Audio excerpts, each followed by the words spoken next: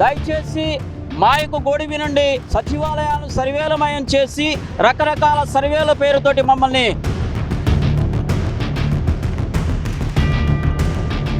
ఈ సర్వేల వల్ల ప్రజలకు ఉపయోగం లేదు. వాళ్ళకు ఉపయోగపడితే మాకు ఎన్ని సర్వేలు చేయడానికైనా ఏ ప్రాబ్లం లేదు. ఉద్యోగిలాగా ఉన్నాం, ప్రభుత్వ ఉద్యోగిలాగా ఉంటలా. 2-3 ఇన్ఛార్జీలు చేసినా కూడా ఎటువంటి ఎక్స్ట్రా పేమెంట్లు ఉండవు. కనీసం సచివాలయ ఉద్యోగులతో చర్చలు జరపకుండా సమస్యలు ఎలా పరిష్కారం చేస్తారు? సో ఇది వివక్షాపూరితమైన వాడకం అవుతుంది.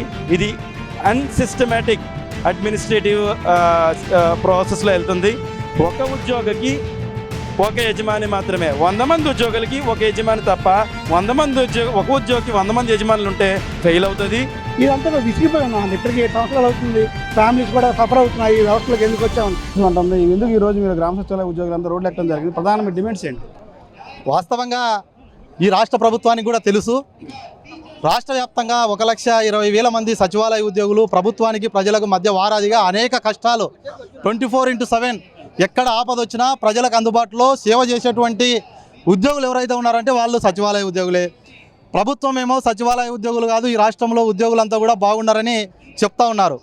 అయితే దాదాపు అనేక నెలల నుండి మాసాల నుండి సచివాలయ ఉద్యోగులకు ఇంక్రిమెంట్ విషయంలో అయితేనేమి, ఏఎస్ అయితేనేమి, అనేక ప్రమోషన్ల విషయం అయితేనేమి రాష్ట్ర ప్రభుత్వం దృష్టికి తీసుకెళ్ళడం జరిగింది. అయితే ఏ ఒక్క సమస్య పైనైనా సంపూర్తిగా చర్చించి ఉద్యోగులను పిలిపించుకొని మీ హక్కులు, మీ రైట్స్ ఏవైతే ఉన్నాయో మేము సానుకూలంగా స్పందిస్తామని ఏమైనా అధికారులు సచివాలయ ఉద్యోగులకు చెప్పారని మేము ప్రశ్నిస్తూ ఉన్నాం. కనీసం సచివాలయ ఉద్యోగులతో చర్చలు జరపకుండా సమస్యలు ఎలా పరిష్కారం చేస్తారు? కాబట్టి ప్రభుత్వం చెప్పేది మేమంతా కూడా నమ్మడం లేదు. మేమంతా కూడా ఈరోజు సచివాలయ ఉద్యోగులు అనేక ఇబ్బందులకు గురవుతూ ఉన్నారు. వారికి కనీస వేతనాలు లేవు, అనేకంగా పని భారం ఎక్కువైపోయింది. 65% ఉన్నటువంటి మహిళా ఉద్యోగులు కూడా ఈరోజు అనేక కష్టాలు ఈరోజు పడడం జరుగుతూ ఉంది. కాబట్టి ప్రభుత్వం తక్షణమే అనుమతి ఇచ్చినటువంటి మేరకే మేమంతా కూడా ఆందోళన చేశాం. ఈ సమస్యను రాష్ట్ర ప్రభుత్వం తక్షణమే దృష్టి కేంద్రీకరించి పరిష్కారం చేయాల్సిందిగా, చర్చలు జరపాల్సిందిగా మేము కోరుతా ఉన్నాం. ఈ ఉద్యమాన్ని దయచేసి 22 డిమాండ్ల సాధన కోసం చేపట్టేటువంటి ఈ ఉద్యమం మరింత ఉధృతం కాకుండా సామరస్యపూర్వకంగా ప్రభుత్వం ఆలోచన చేసి పరిష్కరించాల్సినటువంటి బాధ్యత ఉద్యోగులపైన ప్రభుత్వానికి ఉన్నదని కూడా మేము విజ్ఞప్తి చేస్తూ ఉన్నాం. లేని పక్షంలో ఈ ఉద్యమం ఆరంభం మాత్రమే. ఈరోజు అన్ని ఇబ్బందులు లేకపోతే ఎలాంటి సమస్యలు లేకపోతే ఉద్యోగులు రావాల్సినటువంటి అవసరం ఏముంటుంది? కాబట్టి ప్రభుత్వానికి వ్యతిరేకంగా ఈ ఉద్యోగులు రాలేదు. వాళ్ళ సమస్యల పరిష్కారం కోసం తక్షణమే రాష్ట్ర ప్రభుత్వం స్పందించాలని కూడా ఇక్కడికి రావడం జరిగింది. ప్రధాన 22 డిమాండ్స్ ఏంటండి?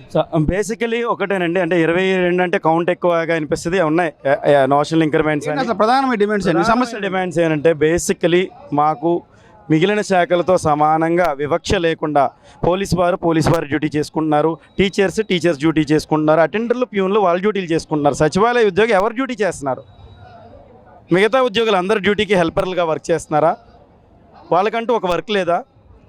నియమింపబడినప్పుడు వాళ్ళ లైన్ డిపార్ట్మెంట్స్ ప్రకారం నియమింపబడిన వాళ్ళ లైన్ డిపార్ట్మెంట్స్ వరకు మాత్రం ఎందుకు వర్క్ చేయట్లేదు? మిగతా శాఖల పనులన్నీ ఎందుకు వాళ్ళకి ఒప్పించి చేయిస్తున్నారు? అది వాళ్ళు నియమింపబడే రిక్రూట్మెంట్ టైంలో వాళ్ళకి ఇన్ఫామ్ చేశారా? దీనివల్ల వివక్ష అవుతుంది. వివక్షాపూరితంగా మాతృశాఖలు ఏమున్నాయో అవి మమ్మల్ని అంతగా గ్రాస్ప్ చేసుకునే పద్ధతి లేకుండా అయిపోయింది. ఎందుకంటే 32 శాఖలు వాడుకుంటుంటే మెయిన్ వదిలేస్తున్నారు. సో ఇది వివక్షాపూరితమైన వాడకం అవుతుంది. ఇది అన్సిస్టమేటిక్ అడ్మినిస్ట్రేటివ్ ప్రాసెస్లో వెళ్తుంది. ఒక ఉద్యోగికి ఒక యజమాని మాత్రమే, 100 మంది ఉద్యోగులకి ఒక యజమాని తప్ప 100 మంది ఒక ఉద్యోగికి 100 మంది యజమానులు ఉంటే ఫెయిల్ అవుతుంది. దాంట్లో చాలామంది మన ప్రాణాలు కూడా కోల్పోవడం జరుగుతుంది. దీంట్లో సిస్టంలో కరెక్షన్ కావాల్సిన అవసరం ఉంది. ఒక ఉద్యోగికి ఒక యజమాని ఉండాలి. ఒక యజమాని కింద 100 ఉద్యోగులు ఉన్నా పర్లే, కానీ ఒక ఉద్యోగం మీద 100 యజమానులు ఉంటే మాత్రం మా బతుకులు సాగవు అనేది మేము తెలియజేయడానికి ప్రధానంగా మూల డిమాండ్ మేము తెలియజేస్తున్నామని. చదివితే బోల్డ్ అంత లిస్ట్ ఉంటాయి. ఆటోమేటిక్ అడ్వాన్స్మెంట్స్ మెయిన్ సమస్య ఏంటి చెప్పగా? మెయిన్ సమస్య ఏంటంటే లైన్ డిపార్ట్మెంట్లకు అప్పచెప్పాలా. ఏ డిపార్ట్మెంట్లో పేరు చెప్పి రిక్రూట్మెంట్ చేసుకున్నామో ఆ డిపార్ట్మెంట్ పేరుకి అప్పచెప్పాలా. జిఎస్డబ్ల్యూఎస్ డిపార్ట్మెంట్ పేరు పెట్టిన రిక్రూట్మెంట్ ఇవ్వలేదు కదా. ఏ డిపార్ట్మెంట్ పోలీస్ శాఖలో రిక్రూట్ చేసుకుని తీసుకెళ్ళి రెవెన్యూలో వాడడానికి అవుతుందా? మరి లైన్ డిపార్ట్మెంట్లో రిక్రూట్ చేసుకున్న వాళ్ళు జిఎస్డబ్ల్యూఎస్ డిపార్ట్మెంట్ ఎవరు పర్మిషన్ తీసుకుని వాడుతున్నారు? ప్రధానమైన డిమాండ్ ఒక్కటేనండి. చెప్పాలంటే ఇంకా బోల్డ్ ఉంటాయి. ఆ వివక్ష అనేది పోతే సెలవులు వస్తాయి, ఆటోమేటిక్ అడ్వాన్స్మెంట్ స్కీమ్ వస్తుంది, నోషన్ అన్నీ వస్తాయి. ఇది పోతే అన్నీ వచ్చేస్తాయి డిమాండ్లో 24. So this is the basic point అండి. గతానికి ఇప్పుడు మీ వర్క్ ఎలా ఉంది? గత ప్రభుత్వం పోతే పని భారం ఎలా ఉంది? గత ప్రభుత్వంలోని కొంచెం వాలంటీర్ సిస్టంలో అవన్నీ నుండి మేనేజ్ చేయడం జరిగింది. ఈ ప్రభుత్వంలో అది లేకపోవడం వల్ల డైరెక్ట్గా వచ్చింది, అంతే డిఫరెన్స్. ఆ ఒక సిస్టమ్ తీయడం, జీవోలన్నీ గత ప్రభుత్వంలో వేసినయే, దాన్ని వీళ్ళు స్ట్రిక్ట్గా ఇంప్లిమెంట్ చేస్తున్నారు, వాళ్ళు కనబడకుండా ఇంప్లిమెంట్ చేస్తారు, అంతే డిఫరెన్స్. మీ కొలీగ్స్లో చాలా మంది చనిపోతున్నారు కదా హార్ట్ స్ట్రోక్లు వచ్చి, మానసిక ఒత్తిడి, దేనికి కారణం ఏంటి? అదే ప్రధానమైన కారణం ఏంటంటే పని ఒత్తిడి. ఎందుకు ఈయన కింద నేను పని చేయాలనుకోండి, నాకు ప్రాబ్లం ఉండదు. ఈయనకి 24 గంటల్లో పని చేయాలి, నేను చచ్చిపోతాను. ఇదే కారణం, సిస్టమిక్ ఫ్లా ఉన్నది ఇక్కడ. సో ఒక వర్కర్ మీద ఒక యజమాని ఉంటే చచ్చిపోడు, 24 గంటలు పని చేసినా చనిపోడు. ఒక వర్కర్ మీద 10 మంది యజమానులు ఉంటే 10 టెలికాన్ఫరెన్స్లు వస్తే ఇటు చచ్చిపోతున్నాడు. ఇదే కారణం. ఇన్వెస్టిగేషన్ చేసి మనం చూడొచ్చు కావాలంటే కరెక్టా కాదా అనేది. సో జాతీయ మానవ హక్కుల సంఘంలో కూడా ఈ యొక్క సచివాలయ ఉద్యోగుల మరణాల్లో ఈఆర్పీఎఫ్ చేసి ఫైల్ చేయడం జరిగింది. అది ఆగిందా, ముందుకెళ్తుందా అనేది మీరు అందరూ కూడా ప్రశ్నించాల్సిన అవసరం ఉంది. కారణం ఏంటి? ఒక ఉద్యోగి మీద 100 మంది యజమానులు ఉంటే అది చచ్చిపోతాడు. అదే ఎక్కడి నుంచి వచ్చారేంటి? ప్రధానమైన డిమాండ్స్ ఏంటి? మీ పేరేంటి? నా పేరు భాస్కర్ సార్. మేము మార్కాపూర్ జిల్లా జేఎస్ నుంచి వచ్చాము. మా ప్రధానమైన డిమాండ్స్, ఈ యొక్క వ్యవస్థ ఏర్పడి ఇప్పటికీ 7 ఇయర్స్ అయినప్పటికీ కూడా మాకు ఎలాంటి ప్రమోషన్ ఛానల్ అనేది లేదు. ఇంకోటి ముఖ్యంగా ఉద్యోగ భద్రత అనేది లేకుండా పోయింది. ఉద్యోగిగా గుర్తింపు అనేది కోల్పోతున్నాము. ఎట్లా ఉందంటే మా పరిస్థితి, మనకు ఆంధ్రప్రదేశ్లో చాలా డిపార్ట్మెంట్స్ ఉన్నప్పటికీ కూడా కేవలం మా డిపార్ట్మెంటును, మా వ్యవస్థను మాత్రమే అన్ని రంగాలలో అన్ని డిపార్ట్మెంట్ల వాళ్ళు వాడుకోవడం జరుగుతుంది. సర్వేల పేరట ఒత్తిడి, ముఖ్యంగా ఒత్తిడి పెరిగి ఈ రాష్ట్రంలో చాలామంది తమ ప్రాణాలను కోల్పోవడం జరిగింది. రీసెంట్గా మార్కాపురం జిల్లాలో ఒక 2 డేస్ బ్యాక్ కేసినేనిపల్లిలో డిఎస్గా పనిచేస్తున్నటువంటి వ్యక్తి తీవ్రమైన ఒత్తిడితోటి ప్రాణాలు కోల్పోవడం జరిగింది. కాబట్టి పని చేయడానికి మేము చాలా సిద్ధంగా ఉన్నాము. ఈ 7 సంవత్సరాలలో మా పనితనం అనేది ఉన్న గవర్నమెంట్కి కానీ గత గవర్నమెంట్కి కానీ తెలుసు. ఏ ఇచ్చినా కానీ, ఏ టార్గెట్లు ఇచ్చినా కానీ చేయగలిగిన సత్తా మాకుంది. కానీ ఎన్ని రోజులు మాకు రావాల్సినటువంటి సత్వరమైనటువంటి ఫలితాలు, ఇంక్రిమెంట్స్ కానీ, ఏఎస్ కానీ, ప్రమోషన్ ఛానల్ కానీ, జాబ్ చార్ట్ కానీ లేకుండా మా పైన ఒత్తిడి పెరుగుతూ ఉంది. కాబట్టి ఒక వ్యక్తిని ఏ విధంగా ప్రభావితం చేయాలో పని భారంతో ఆ విధంగా అన్ని రకాలైనటువంటి డిపార్ట్మెంట్స్ మా మీద రుద్దడం జరుగుతుంది. కాబట్టి ఆ పని భారాన్ని తగ్గించి మాకు రావాల్సినటువంటి హక్కులను కల్పించాలన్నటువంటి ప్రధానమైన ఉద్దేశంతో ఈరోజు ఈ ధర్నా కార్యక్రమం చేపట్టడం జరిగింది. కూటమి ప్రభుత్వానికి మా సచివాలయ తరపున విజ్ఞప్తి. సో మా సచివాలయ ఉద్యోగస్తులందరికీ కూడా ప్రమోషన్ ఛానల్ కల్పించాలని కోరుకుంటున్నాము. అలాగే ఏఎస్ అమలు చేయాలి, అలాగే ఏరియర్స్ బకాయిలు చెల్లించాలి, అలాగే నోషనల్ ఇంక్రిమెంట్స్ మంజూరు చేయాలి. దీనికి ప్రభుత్వం సానుకూలంగా స్పందించి మా రాష్ట్రం అంతా కూడా సచివాలయ ఉద్యోగస్తులకి న్యాయం చేస్తున్నామని మేము ఆకాంక్షిస్తున్నాము. ఉద్యోగులంతా సంతోషం అంటున్నారు. ఎందుకు ఈ రోజున గ్రామవార్డు సచివాలయ ఉద్యోగులు రోడ్డు ఎక్కడం జరిగింది? ప్రధాన మీ సమస్య అంటే ఏం చెప్తారు మీరు? సార్, ప్రధానంగా మేమైతే ఎవరు సంతోషంగా అయితే లేదు సార్. వ్యవస్థలోకి వచ్చిన తర్వాత కూడా ఎప్పుడైనా ఒక గాడిలో పడబోతుందేమో వ్యవస్థ అనుకుంటాం, కానీ ఎక్కడ కూడా సంతోషం అయితే లేదు. దాదాపు 7 సంవత్సరాల నుంచి మేము వ్యవస్థలో ఉన్నాము. వారు ఏ ప్రభుత్వం ఏ వర్క్ చెప్పినా దీనికి మల్టిపుల్ బాస్ ఇచ్చాం. ఎవరు బాస్ కూడా తెలియదు. ఎవరు నువ్వు డ్రైన్ వ్యవస్థకి వెళ్ళమని అలా సర్వే లేకపోతే పెన్షన్ డిస్ట్రిబ్యూట్ ఏది చేయమని కూడా చేస్తున్నాం. కానీ మాకు రావాల్సిన ఆర్థిక అంశాలు ఏవైతే ఉన్నాయో, ఏరియర్స్ కానీ, ఇంక్రిమెంట్స్ కానీ, ఆటోమేటిక్ అడ్వాన్స్ స్కీమ్ కానీ ఏమైనా అమ్మంటే కూడా దానికి కమిటీలు వేస్తామని చెప్పి కమిటీలు కాలయాపన చేస్తున్నారు. పోనీ గౌరవ ఉప ముఖ్యమంత్రి వారితో గ్రూప్ ఆఫ్ మినిస్టర్స్ అని ఒక కమిటీ ఏర్పాటు చేశారు 10 మంది మంత్రులతో. మేమేమనుకున్నామంటే పవన్ కళ్యాణ్ గారు వెంటనే నిర్ణయాలు తీసుకుంటారు, మా వ్యవస్థకు మంచి గాడి జరుగుతుంది అనుకుంటే దాదాపు 10 నెలలు అవుతున్నా కూడా ప్రమోషన్ ఛానల్ కానీ బేసిక్ పైన ఎటువంటి క్లారిఫికేషన్ లేదు. ఇదంతా విసిగిపోయి ఉన్నామండి. ఇప్పటికీ 7 సంవత్సరాలు అవుతుంది. ఫ్యామిలీస్ కూడా సఫర్ అవుతున్నాయి. ఈ వ్యవస్థలోకి ఎందుకు వచ్చామని చాలామంది 50,000 60,000 ఉద్యోగాలు కూడా వదులుకొని ఈ సచివాలయం వ్యవస్థ అంటే గవర్నమెంట్ వ్యవస్థ ఏదైనా మంచి జరగబోతుందో వచ్చాం, కానీ ఈ వ్యవస్థలోకి వచ్చే చాలా దుర్పరిస్థితిలో ఉన్నాము. దీన్ని ఎదుర్కోవడానికి అసలు మా గవర్నమెంట్కి అల్టిమేట్ ఇవ్వాలని, మా హక్కులు ఏవైతే ఉన్నాయో వెంటనే ఇస్తే పర్వాలేదు, లేనిపోని పక్షంలో అయితే మాత్రం ఇంకాస్త ముందుకి నిరవధిక దీక్షలు, అంగస్ట్రైక్ ఇప్పుడు జంత్రమంత్ర తరహాలో చేయడానికి మేము కూడా సిద్ధంగా ఉన్నామండి. ఏదైనా అయితే అక్టోబర్ 2 నుంచి ఆ యొక్క యాక్టివిటీ చేయడానికి సిద్ధంగా ఉన్నాం. ఆ లోపల గవర్నమెంట్ కానీ మమ్మల్ని పిలిచి మీకు డిమాండ్ చేయమని మాట్లాడితే పర్వాలేదు, లేకపోతే ముందుకెళ్ళడం సిద్ధంగా ఉన్నాం. ప్రధాన మీ సమస్యలు ఏంటి అసలు? ప్రధానంగా ఆర్థిక అంశాలండి. ఏరియర్స్ అనేది గత ప్రభుత్వంలో 9 మంత్స్ ప్రొఫెషన్ అయినా కూడా 9 మంత్స్ తర్వాత ఏరియర్స్ అనేది ఇవ్వలేదు, అది ఇవ్వమని చెప్పున్నాము. తర్వాత ఒకటే ఉద్యోగి 6 సంవత్సరాల పాటు ఒకటే డిపార్ట్మెంట్లో ఒకటే కేడర్లో ఉండి ప్రమోషన్ లేకపోతే ఇంక్రిమెంట్ డబుల్ ఇంక్రిమెంట్ రావాలని, అది కూడా ఇవ్వలేదు. తర్వాత మాకు నేషనల్ ఇంక్రిమెంట్స్ రావాలని దాదాపు 2 ఇంక్రిమెంట్స్, అవి కూడా ఏది కూడా ఆర్థిక అంశాలు ఒక్కటి కూడా మాకు రాకపోవడం చాలా బాధాకరం అండి. దాన్ని మేము ఎప్పటికల్లా ఇస్తారని మొన్న అడగడం జరిగింది. మొన్న మీటింగ్ కూడా పెట్టి త్వరలో వస్తాయని చెప్తున్నారు. ఇదే మొక్క 1 ఇయర్ నుంచి కూడా చెప్తున్నారు. అది విసిగిపోయి ఈరోజు ఇక్కడ రావడం జరిగింది. కార్యాచరణ అండి, భవిష్యత్ కార్యాచరణ. భవిష్యత్ కార్యాచరణ అక్టోబర్ 2 నుంచి నిరోధక దీక్షలకు వెళ్తామండి. మరి అది అంగ స్ట్రైక్ మొదలు పెడితే ఎన్ని రోజులైతే అన్ని రోజులు ఓపికతో మేము చేయడానికి సిద్ధంగా ఉన్నాం. రాష్ట్ర ప్రభుత్వ సభ్యులు ఎవరైతే ఉన్నారో వారు సభా వేదికకి వచ్చి మా యొక్క హామీల మీద స్పష్టమైన క్లారిటీ ఇచ్చినంత చేయడానికి అయితే సిద్ధంగా ఉన్నాం. ఈ సచివాలయ ఉద్యోగాల పనిభారం గతానికి ఇప్పుడు పోలిస్తే గత ప్రభుత్వం ఈ ప్రభుత్వం వచ్చిన తర్వాత ఏమైనా పనిభారం ఏమైనా తగ్గిందా పెరిగిందా? లేదు, పనిభారం అయితే డబుల్ జరిగింది. ఎందుకంటే గత ప్రభుత్వంలో వాలంటీర్ వ్యవస్థ ఉండేది, మేము మానిటరింగ్ ఆఫీసర్స్గా చేస్తాం. కానీ ఇప్పుడు ఏమవుతుంది, వాలంటీర్ వ్యవస్థ వరకు కూడా మేమే చేయడం జరుగుతుంది. మాకు మానిటరింగ్ వ్యవస్థ కింద చాలామంది తీసుకురావడం జరిగింది. కానీ మేము ఎవ్రీడే 6 నుంచి 9 వరకు కూడా ప్రతి ఒక్క సచివాలయ ఉద్యోగం చేయడం జరుగుతుంది. అప్పటికి చూస్తే ఇప్పటికి చాలా డబుల్ వర్క్ అయితే ఉందండి. మా ద్వారా రాష్ట్ర ప్రభుత్వాన్ని ఏం డిమాండ్ చేస్తారు? మీ ద్వారా రాష్ట్ర ప్రభుత్వం తెలియజేస్తుంది ఏంటంటే, మేమందరం కూడా ఓటర్స్ అయ్యండి. ముఖ్యంగా మీరు ఎంప్లాయీస్గా చూస్తున్నారు, కానీ మేము ఓటర్స్, మా ఇంట్లో దాదాపు 10 లక్షలు 20 లక్షల ఓటర్స్ ఉన్నారు. మేము కూడా ప్రభుత్వం చూపించగలం. దయచేసి ఒకసారి ప్రభుత్వం ఎవరైతే ఉన్నారో పెద్దలందరికీ వచ్చి ఒకసారి మీట్లో మమ్మల్ని పిలిచి మాట్లాడి మీ హక్కులు ఏవైతే ఉన్నాయో అవి మేము ఏ విధంగా క్లారిఫై చేయగలమో హామీ ఇస్తే పర్వాలేదని, లేకపోతే ఉధృతంగా ముందుకెళ్ళడానికి సిద్ధంగా ఉన్నాం. నా పేరు Balashowry, ward welfare and development secretary. ప్రధానమైనటువంటి మా యొక్క సమస్యలు చెప్పుకోవడానికి ఆంధ్రప్రదేశ్ రాష్ట్ర ప్రభుత్వానికి తెలియచేయడానికి ఇక్కడికి రావడం జరిగింది. రాష్ట్ర వ్యాప్తంగా ఉన్నటువంటి 1,25,000 మంది గ్రామ వార్డు సచివాలయ మిత్రులందరికీ కూడా నా హృదయపూర్వకమైన నమస్సుమాంజలు తెలియచేస్తూ, ఇక్కడికి వచ్చినటువంటి ప్రతి ఆత్మీయ సహోదరులకు అలాగే మీడియా మిత్రులకు డిమాండ్స్ ఏంటి? ప్రధాన డిమాండ్స్ చెప్పండి. తప్పకుండా తెలియజేస్తాం. మా యొక్క ప్రధానమైనటువంటి డిమాండ్స్ కాదు కానీ మా సమస్యలు. ఒకటి ఏంటయ్యా అంటే, నేషనల్ ఇంక్రిమెంట్స్ ప్రభుత్వం వెంటనే అమలు చేయాలి. అలాగే ఆటోమేటెడ్ అడ్వాన్స్మెంట్ స్కీమ్ కింద ఇంక్రిమెంట్ అనేది వెంటనే రిలీజ్ చేయాలని కోరుతున్నాం. అలాగే ప్రమోషన్స్ అనేవి ప్రతి గ్రామ వార్డు సచివాలయ ఎంప్లాయీస్కి అర్హతను బట్టి మరి ప్రమోషన్స్ ఇవ్వాలి అని చెప్పి కోరుకుంటున్నాం. అలాగే మా యొక్క డిపార్ట్మెంట్కి సంబంధించినటువంటి ప్రతి ఎంప్లాయీ సంబంధించినటువంటి పక్కా జాబ్ చార్ట్ ప్రకటించాలని చెప్పి ప్రత్యేకంగా కోరుకుంటున్నాం. అలాగే డిప్యూటేషన్స్ కానీ ఇన్ఛార్జెస్ కానీ తీసివేసి రెగ్యులర్గా అపాయింట్మెంట్ అనేది జరిగించాలని చెప్పి ప్రత్యేకంగా కోరుకుంటూ ఉన్నాం. అలాగే మరి ఈ యొక్క అధికారులు ఏ విధంగా చూస్తున్నారా అంటే, మమ్మల్ని చిన్న చూపుగా ఏదో తక్కువ శాలరీతో తక్కువ జాబ్స్ చేస్తున్నారనేటువంటి ఉద్దేశంతో తక్కువ చేసి మాట్లాడటం, లేకపోతే రకరకాలుగా మమ్మల్ని ఇబ్బంది పెట్టించడం అనేది జరుగుతుంది. ఇవన్నీ కూడా మరి ప్రభుత్వం చూస్తూనే ఉంది, అయినా పట్టించుకోవట్లేదు. కారణం ఏంటయ్యా అని చెప్పి మేము అడుగుతున్నాం.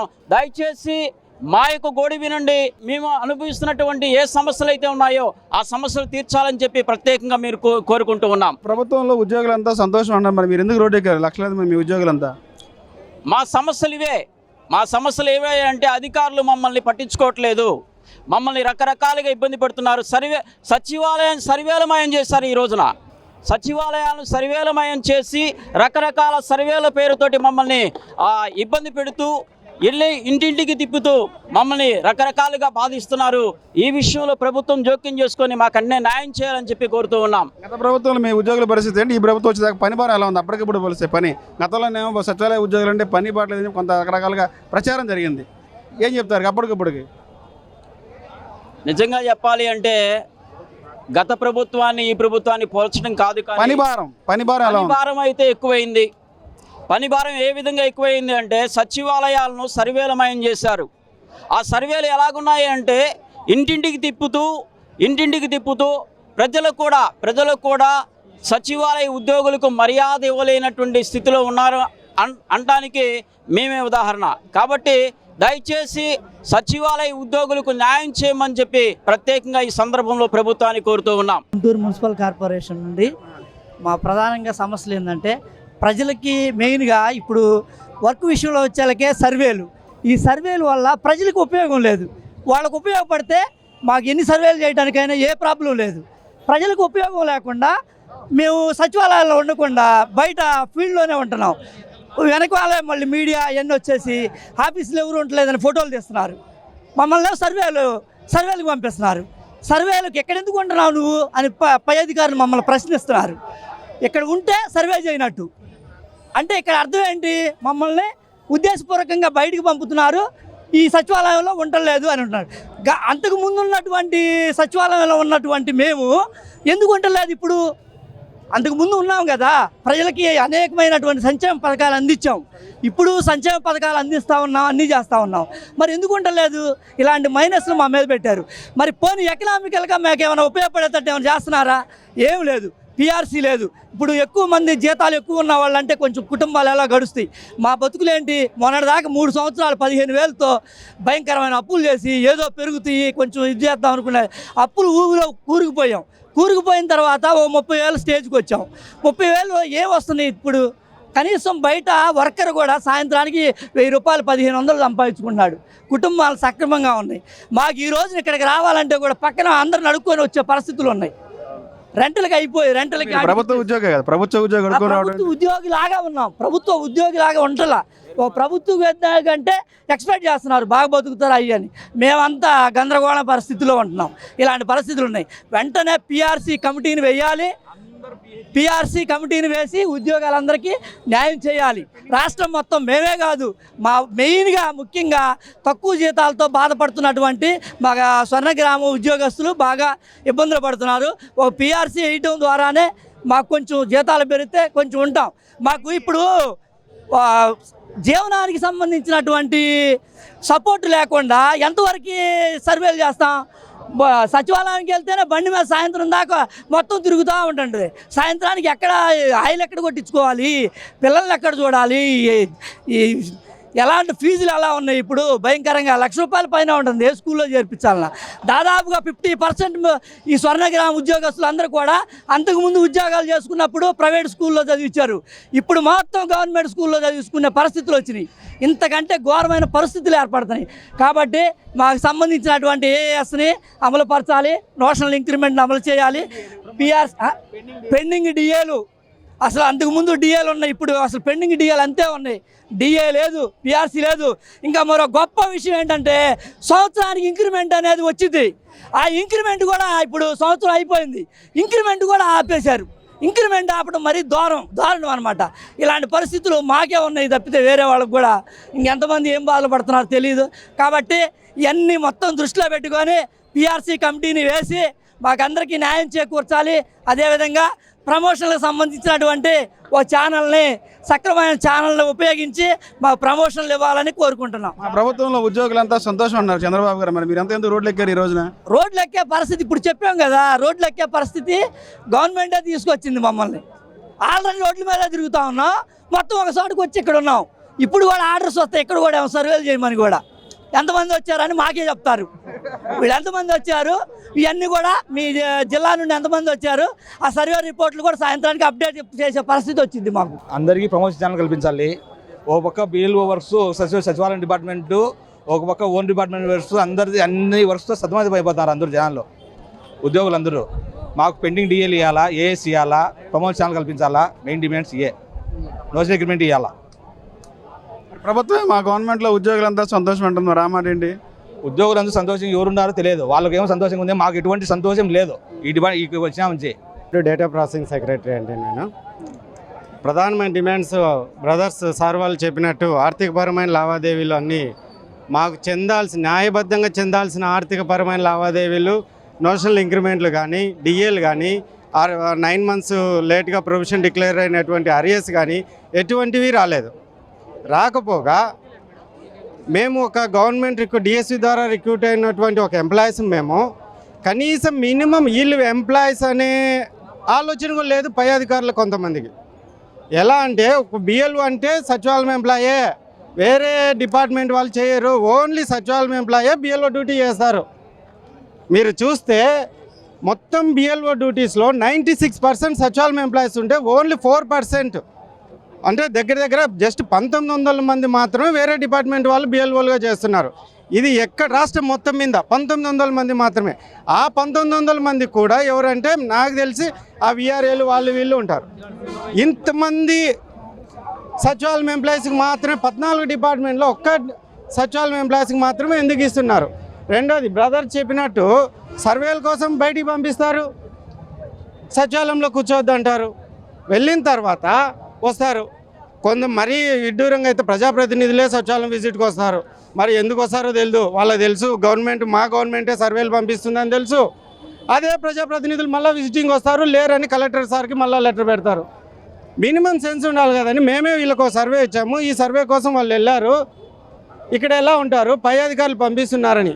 నేను అడుగుతున్నాను ఇక్కడున్న సచివాలయం ఎంప్లాయీస్ని, ఒక్క సండే కానీ ఒక్క సాటర్డే కానీ మీకు పై అధికారుల నుంచి పలానా సర్వే కంప్లీట్ చేయండి అని ఒక మెసేజ్ రాకుండా ఉందా? ఏ సండే అయినా, ఒక్క సండే అయినా ఉందా?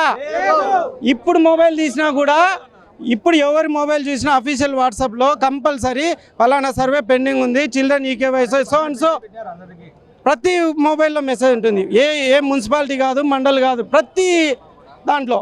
దానితోడు ఈజీఓ 3 టైర్ స్ట్రక్చర్ తెచ్చారు. ఆ 3 టైర్ స్ట్రక్చర్ ఎందుకు తెచ్చారో తెలీదు. ఉన్న ఎంప్లాయీస్ మేమే ఉంటే ఒక ఎంప్లాయీస్కి ప్రమోషన్ ఛానల్ ఒకరికి ఇస్తారు, ఒకరికి ఇవ్వరు. మీరు కొట్టుకొని సావండి, మేము బాగుంటాం పైన.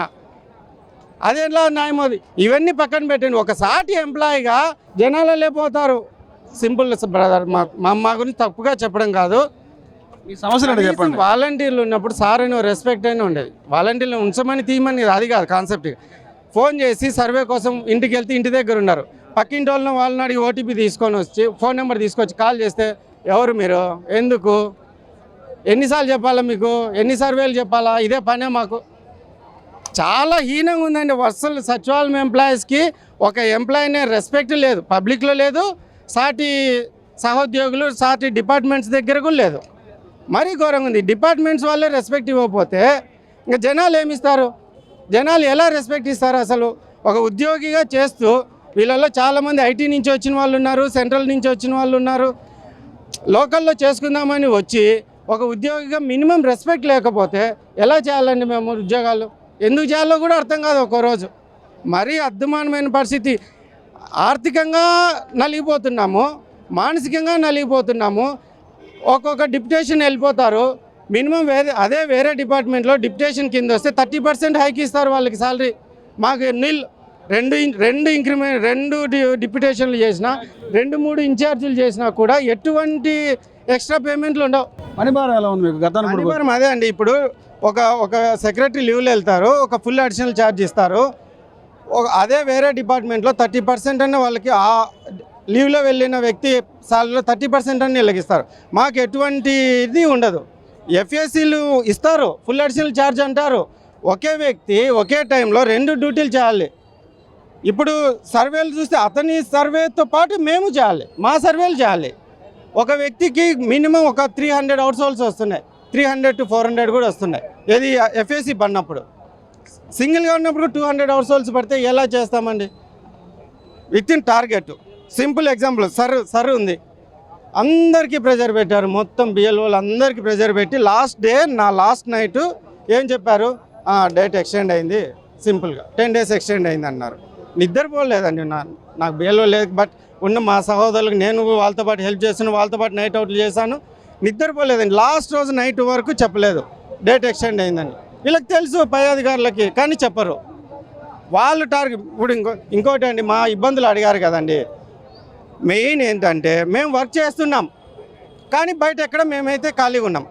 బయట జనాల దృష్టిలో పోర్ట్రేట్ అవ్వడం ఏంటంటే ఖాళీగా ఉన్నాం. మీరు చెప్పండి, మీ యాజ్ మీడియా పర్సన్గా మీరు చెప్పండి, ఎక్కడైనా కూడా ఒక వర్క్ గవర్నమెంట్ పని నుంచి రూట్ లెవెల్కి వెళ్తుందంటే ఆ రూట్ లెవెల్లో మేము కాకుండా వేరే డిపార్ట్మెంట్ ఏదైనా ఉంటే చెప్పండి. మీడియాని అడుగుతున్నా.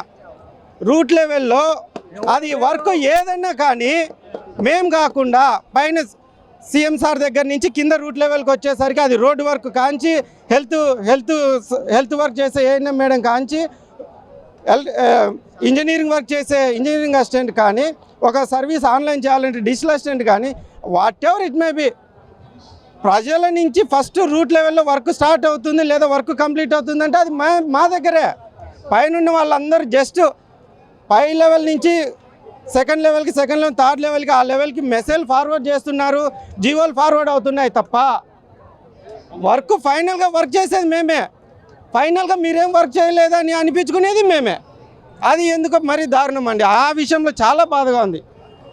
వర్క్ చేపిస్తారు, వర్క్ మీరేం చేయలేదంటారు. అది ఎందుకు అంటున్నారో మాకైతే అర్థం అవ్వట్లేదండి. ఇక్కడ ఉన్న వాళ్ళందరికీ తెలుసు వాళ్ళ బాధ ఏంటి, అసలు ఎలా అవుతుందో నాకైతే అర్థం కావట్లా.